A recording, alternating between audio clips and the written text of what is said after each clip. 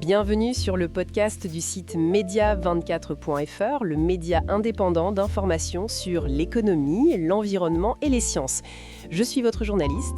Et je suis le spécialiste des sciences invité aujourd'hui pour analyser la situation avec vous. Alors on se penche aujourd'hui sur l'état de nos réserves d'eau souterraine en France. On a les données toutes fraîches arrêtées à mi-juin 2025. Oui. Et bon, le tableau est assez préoccupant. Une très large majorité des nappes phréatiques voient leur niveau baisser. Le chiffre qui marque d'emblée, 80% des niveaux sont orientés à la baisse au 15 juin. Oui, 80%. C'est plus qu'à la fin mai où on était à 75%. Comment on explique cette dégradation finalement assez rapide alors qu'on sort à peine du printemps ? Oui, c'est une bonne question parce que le printemps a pu être pluvieux par endroits. Mais en fait, ces pluies ont été peu efficaces pour la recharge des nappes. Ah bon ? Pourquoi ? Il y a deux raisons principales, on va dire. D'abord, les gros orages, ça provoque beaucoup de ruissellement. L'eau passe trop vite en surface, elle n'a pas le temps de s'infiltrer en profondeur. D'accord. Et quand les pluies sont plus douces, plus régulières, l'eau qui s'infiltre doucement, elle est en grande partie captée, absorbée par la végétation. Ah oui, logique. Oui, la végétation est très active, très gourmande en eau au printemps. Du coup, très peu d'eau arrive finalement jusqu'aux nappes profondes. Je vois. Les sources qu'on a consultées montrent des situations très contrastées selon les régions, surtout entre le nord et le sud. Parlons du nord d'abord, qui a l'air particulièrement affecté. Oui, tout à fait. Le nord, il subit un déficit de pluie assez marqué, et ça depuis février déjà. Ah oui, depuis février. Oui, et ça touche directement ce qu'on appelle les nappes réactives. Pour simplifier, c'est des nappes qui réagissent très vite aux pluies, mais aussi à la sécheresse, un peu comme un compte courant, quoi. D'accord, ok. Donc, comme il n'y a pas eu assez de dépôts, de pluie efficace, elle continue de se vider. Et avec la chaleur qui arrive, l'évaporation augmente, les plantes transpirent plus, ça aggrave les choses. Et concrètement, ça se traduit comment sur les mesures ? Concrètement, tous les secteurs du Nord voient leur niveau baisser. Il n'y a pas d'exception. Et les niveaux sont maintenant proches des normales de saison, ou même parfois déjà en dessous. D'accord. Et si on traverse la France pour aller dans la moitié sud, c'est différent ? Alors la tendance générale reste aussi à la baisse, faut pas se le cacher, mais c'est plus hétérogène, on va dire.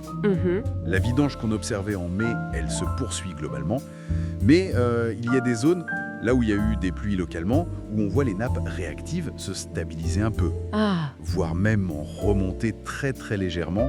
Mais attention, c'est très temporaire. D'accord, juste un petit sursis. C'est ça, et il y a un autre facteur au sud, c'est la fonte des neiges. Même si ça diminue maintenant, cet apport d'eau de fonte soutient encore un peu les niveaux de certaines nappes. Lesquelles par exemple ? On pense aux nappes proches de la Garonne, en amont, dans certaines vallées alpines, ou le long du Rhône aussi. Ça donne un petit coup de pouce. Les documents qu'on a étudiés pointent quand même une zone qui semble vraiment en difficulté. Oui, absolument.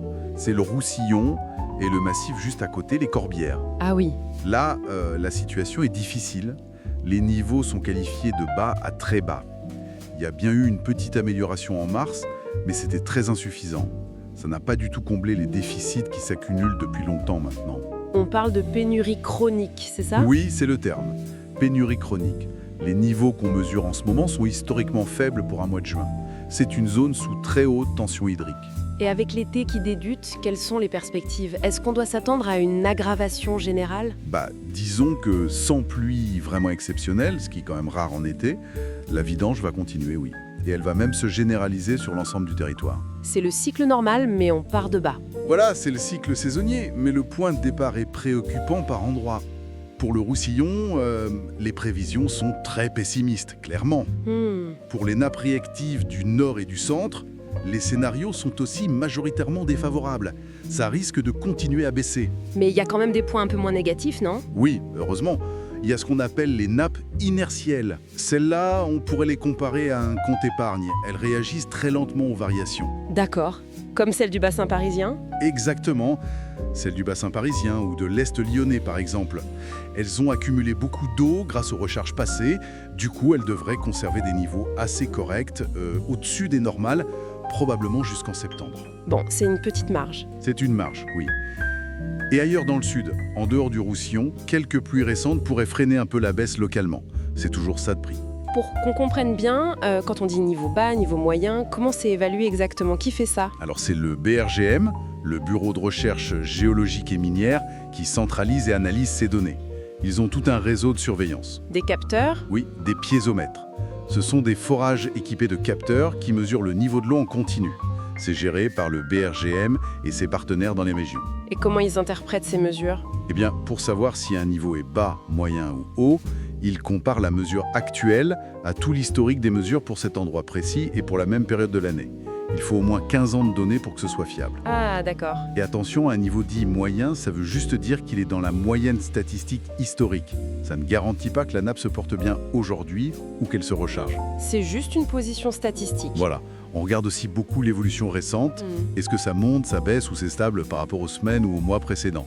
C'est ça qui donne la tendance. Bon, si on essaye de résumer, mi-juin, la situation est déjà majoritairement dégradée avec 80% des nappes qui baissent.